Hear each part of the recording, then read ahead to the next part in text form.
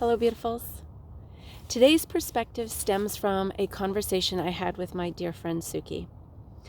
English is not her first language, and so sometimes she makes the most poignant statements using incorrect English.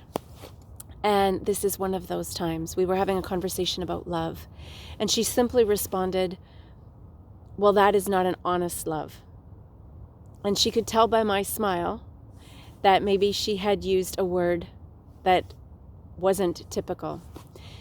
And afterwards, we had a discussion about it, and I was thinking, what really is the difference between true and honest? Well, true is defined as being in accordance with reality or fact. And we know that reality is subjective. Fact, too, can be subjective to the person believing it. Whereas honest is defined as free from deceit, sincere and heartfelt. If I had to choose between the two, I would choose honest. And in looking at that idea of an honest love, it helped me to understand a statement in the Course of Miracles just a little deeper. Some of you may be familiar with that course, and some may not, but simply the statement is, the pursuit of specialness is always at the cost of peace.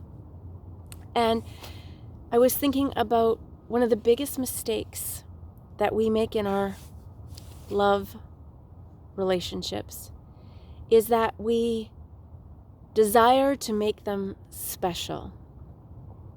And when we desire to be special or important, we're actually really asking to be treated differently. We're asking for our concerns and our cares to be treated differently from others, and for these individuals or this individual to actually have a different influence and impact on our life. Doesn't sound bad, does it? Well, when you peel back the layers and take a deeper look, if that is what we're asking of them, there is something that will be asked of us. In turn, we will be asked to treat them differently.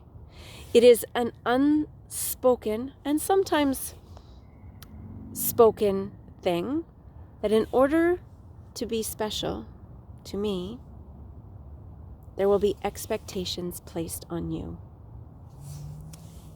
and vice versa. If you don't believe me, just consider for a moment telling the person that you want to be special to you or is special to you that from this moment on, you wish to be free.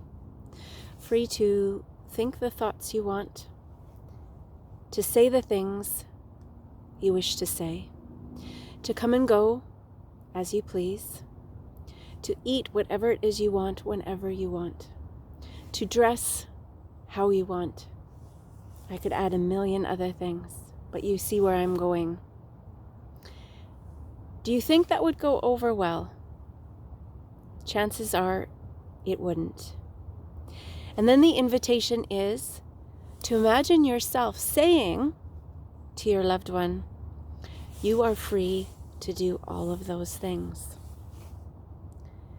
For many of us, that would be incredibly difficult to do because that is not the way we feel about a special or a love relationship. At the heart of it, we fear that giving them those freedoms will end up in the loss of that relationship. Now, that would be what one would call a true love, or a relationship that is in somebody else's subjective reality. Oh, look at, we got a biker. But if we're talking about an honest love, that is the type of relationship where we are free. There are no expectations, no possession, no controls, no manipulations or jealousy. It would be the same kind of love that we would have for a sunset. We can hold that dear and appreciate it and not have to own it or define it. And that love, or that sunset, belongs to everyone and to no one. I understand that this perspective may indeed be very different from the one that you hold or the one that you're familiar with. And I can respect that. I thank you so much for taking the time to listen, even if it's not your perspective, and to consider broadening your horizons, broadening your perspectives. Until we speak again, please stay well.